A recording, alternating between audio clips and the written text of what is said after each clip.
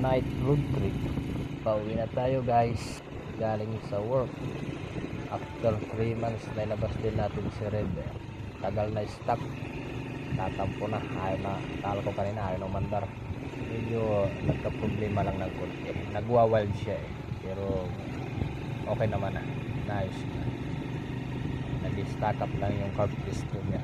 Siyempre sa tagal pa naman na stuck, kaya ganun siguro. At yun na naman, ginabi na naman tayo ng uwi. Tiyaga lang, lapit naman na matapos yung sidebar natin, ginagawa natin.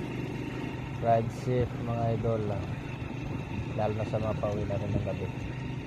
So far mga loads, okay naman yung andar niya, magandang takbo, smooth.